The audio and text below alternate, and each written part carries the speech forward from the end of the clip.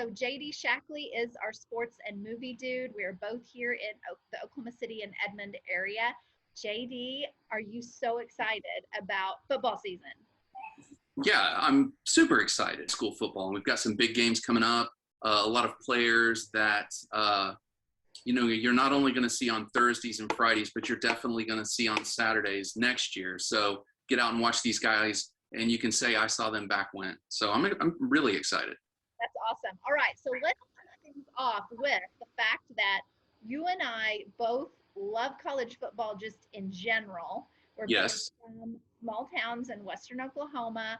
I grew Yep. up in Shattuck, and that is where, through seventh grade, that is where I first went to my first football game, Shattuck Indians, and Mm-hmm. the whole town turns out. That's why they call it Friday Night Lights, and it's a really big deal. And so I've just loved it ever since then. I've always been in the pep club. I've gone to every game. And then we moved to Woodward High School. So of course moved up to, I guess it was, I don't know, was it still 4A when I was there? Not really sure how all that. What is Woodward now? I think Woodward is 5A, maybe 6A, but I think 5A. 4A whenever I was there. And so I was the president of the pep club. I've just always loved football. Then I went to school at OU. And so you're like, well, why are you wearing the OSU hat? But I've got, I don't know if everyone can see on there, I've got my OU shirt on too. So I'm repping both because the interests stay with me here. So at OU, I was a part of Crimson and Cream, which was football recruiting. I don't even know if they even still have that anymore because back then it was just girls. And basically we would go over there and meet with the recruits' parents. And Yes. we sit with the parents during the game, and we were like right by the band, so great seats. So I got free tickets, which was incredible. And it was so fun, and I made so many good friends that I hung out with all 4 years, and that was so amazing. So then, fast forward to today, I'm married to a big OSU football fan, Chris Putnam, and Mm-hmm. we've gone to all the OSU football games. And my daughter ended up, she was between OU and OSU, decided to go to school at OSU. So, yeah, so talk about like a human divided. That's what I am because I have loyalties at both. Obviously, spend a lot of money here with having Yes. a girl in school. And then let's hear about you and your affinities, JD. I grew up in a small town in northwest Oklahoma called Jet, and Jet Nash High School is where I graduated from back in the 90s. And, it was 8-man football. I very clearly remember going to games when I was a kid. When my sister was in high school, she graduated in the 80s. I'm maybe not supposed to say that. I had 2 older sisters, but I don't remember. I was maybe a little too young to go to games with them. But my sister that graduated in the mid 80s, I definitely remember going to games there. 8-man football. Every time we would win a game, they would play Eye of the Tiger by Survivor over the 50-year-old really scratchy speakers there at the stadium. And it just kind of started from there. I remember going to my first Bedlam watch party when Leslie O'Neal, who was an All-American that played for Oklahoma State, then went on to the NFL. Leslie O'Neal was there. And I remember just the excitement I had always watched football with my dad, and my dad was a farmer. And so it was not uncommon for him to fall asleep during a game just because he was tired. So to be in the room with 20 other people and all of a sudden they're screaming and yelling. And that kind of started it for me. I remember specifically my dad talking to Tammy, one of my big sisters, and saying, "Don't you think we ought to take him to a football game?" And me going, "Oh yeah, that would be kind of cool." And so I got to see Barry Sanders. Oh, yeah. Yeah, and so my first college football game, I got to go see Barry Sanders play. And so, it really just is kind of gone on from there. I enjoy not only the game itself, the strategy involved, but I really love the stories that surround the game. And so it's just, it's weird to say it's my hobby, but it's along with movies, as you can see over here, it's my hobby. So JD, first of all, that is not weird at all because I'm there with you. Football season is my favorite season of the year. Yep. And so that's probably why fall is, because that's when football falls. And so I think it's an amazing hobby to have. What I love about it too is that the collective spirit. And that's also why I really wanted to include it in Yay Do, to have a Yay Sports section, because it is, like you said, it's about the stories, it's about the people, it's about victory, it's about community coming together, it's about, yeah, endurance, and the competition is so fun. And I think there's nothing like game days. And so Oh. just that energy. I mean, it's Mhm. still fun if you go to a watch party or something like that, but being there in person is incredible. You So, get up. Yeah, September is my favorite month of the year. It usually consists of huge non-conference football games. You know, NFL starts. You know, we'll leave NFL out. NFL starts too. But to be on campus on those Saturday mornings, and the air starts to get a little crisp. we got to unmute me. Okay, are we good? Yes. All right. So let's start with OU and kind of some preseason thoughts of what do you think is going to happen this year? What are you most excited about? Let's dive right in. The biggest thing about the OU team this year is the expectations. Expectations haven't been this high in quite a few years. Spencer Rattler coming back after his first year as a starter. He had a rough start in the beginning of the season, got benched, if you want to call it that, during that Texas game. And then they came back and won. And I think it was, hammered down to the floor all the way through the rest of the season. I mean, he had his moments. He had his first year starting glitches, if you want to say that. But I mean, right now, if you look at a lot of the preseason Heisman lists, he's the #1 Heisman contender in the country. Sam Howell's up there from North Carolina, but Spencer Rattler is at the top of a lot of those lists. You look at the running back position, you've got Kennedy Brooks, who comes back after opting out last year. Marcus Major, who played a role last year as a backup, is not going to be on the team this year. That news just came out today. Okay. And so you look at two transfers. You've got Eric Gray from the University of Tennessee, and you've got Trey Bradford, who I believe is from LSU. I don't know quite as much about Trey Bradford yet, but with Marcus Major out this year, I expect to see a lot of Trey Bradford. The offensive line looks to basically get better. There's going to be some movement up front with Bill Biedenbaugh, like there always is, until he gets that lineup settled.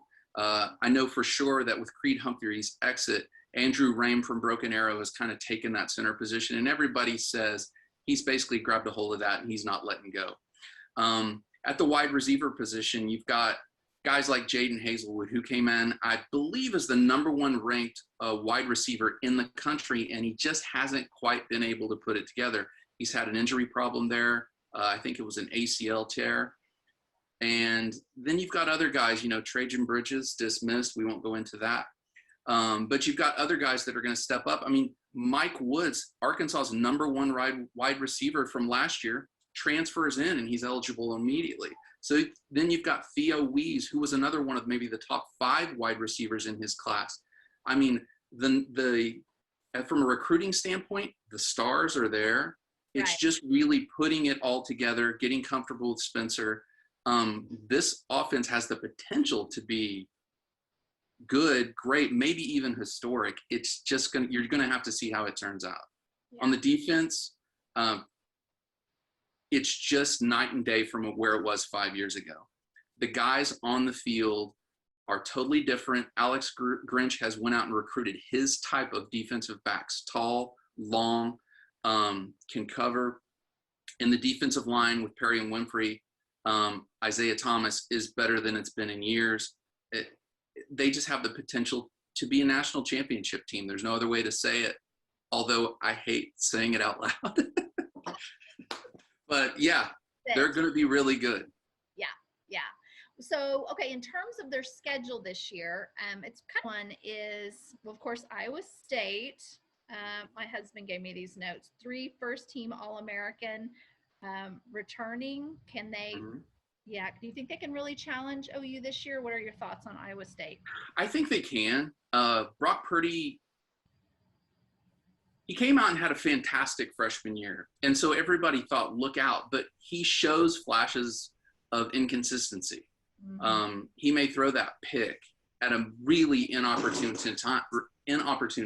The one thing about Iowa State that you ask yourself right off the bat is, can they beat Iowa? Because if they're a team that's going to challenge Oklahoma, they should be able to beat Iowa. And that hasn't happened. They've stumbled out of the gate during as well as they've done it at the end of the year. They've stumbled out of the gate during Matt Campbell's tenure last year, losing to the Raging Cajuns, I think, of Louisiana. So I think they're a contender, but they'll just have to prove it on the field, obviously. Right.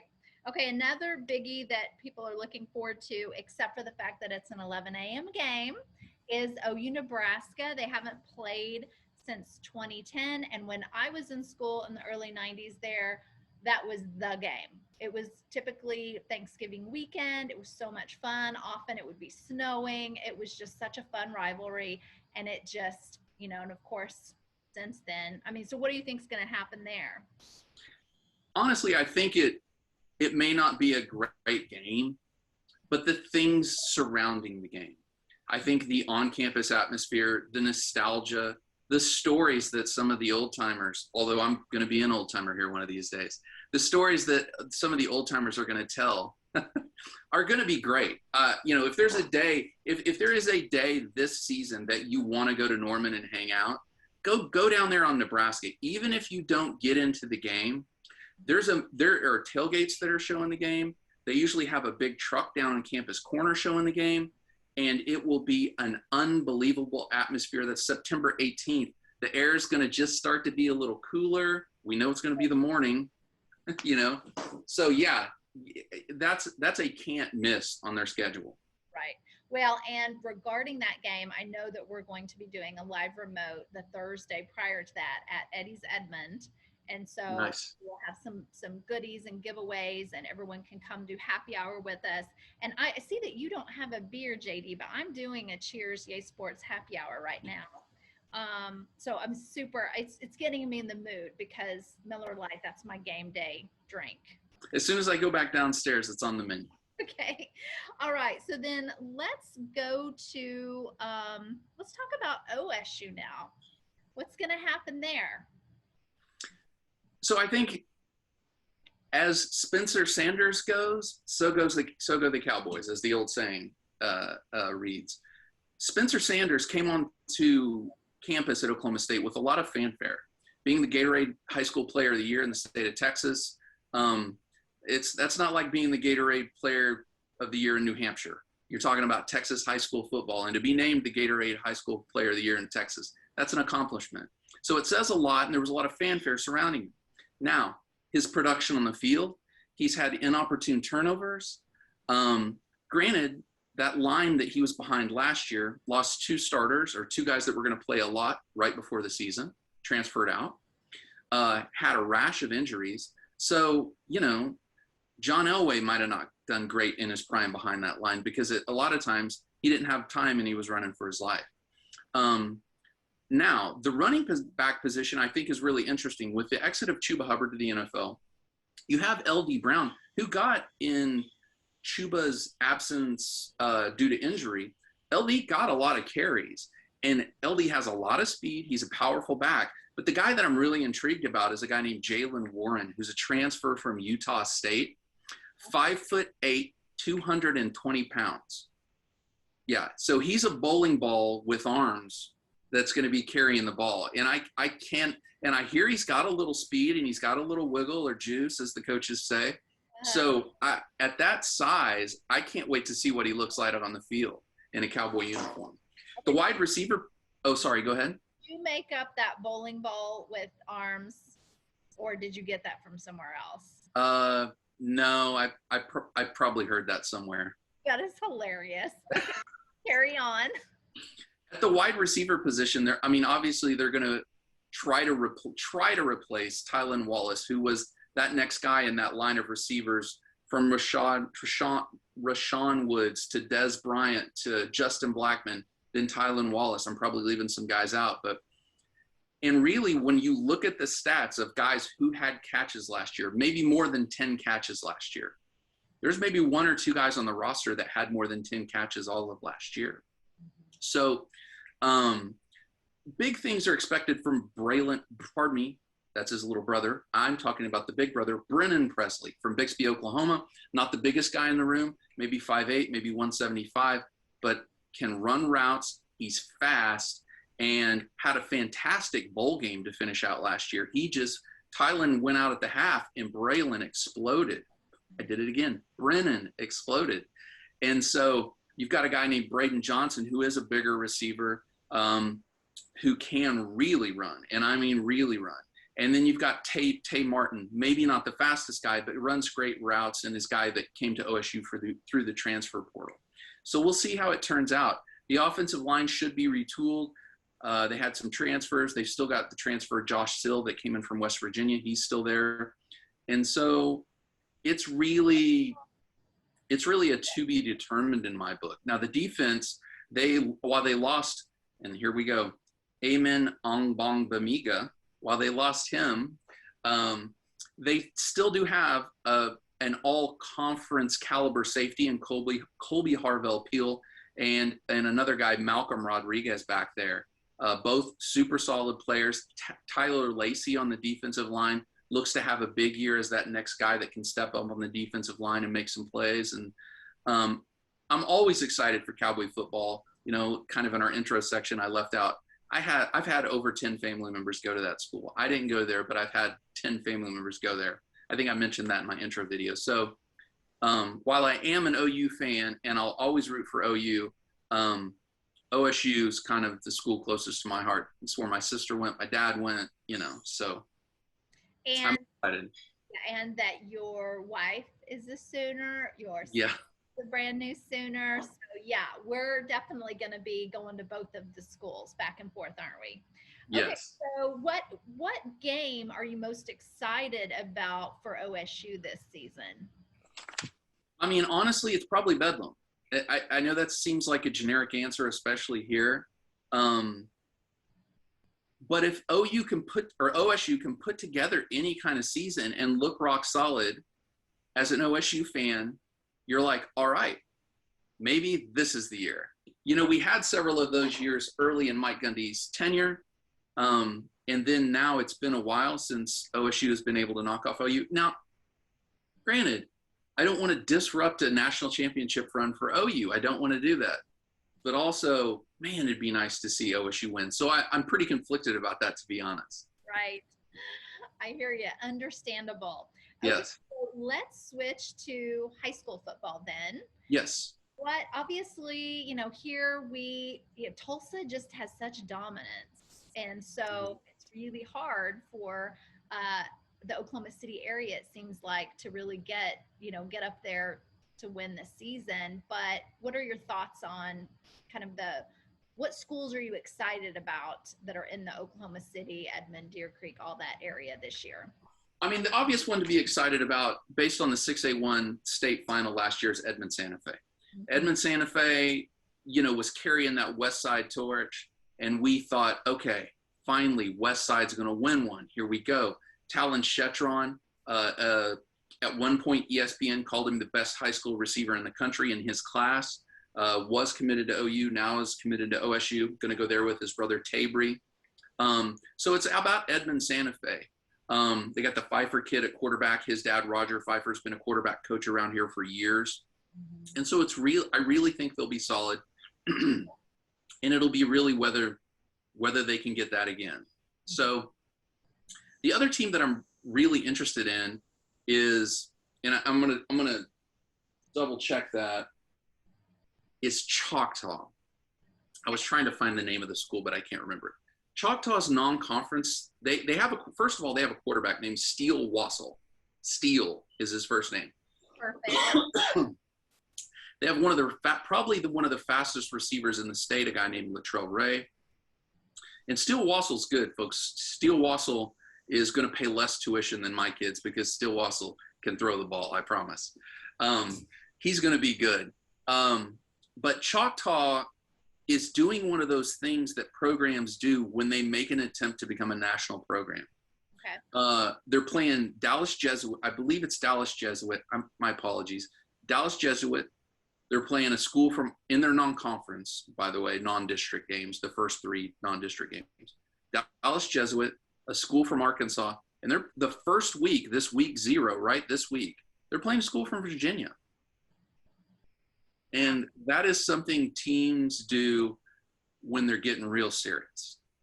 And Choctaw has made strides. And so they're a really interesting program to keep an eye on. The other one that you think about is Stillwater. I mean, it's a little bit outside of our area, but, 2 years ago, they had one of Gundy's sons at quarterback. Last year, they had a young kid that ended up going to UCO on a football scholarship.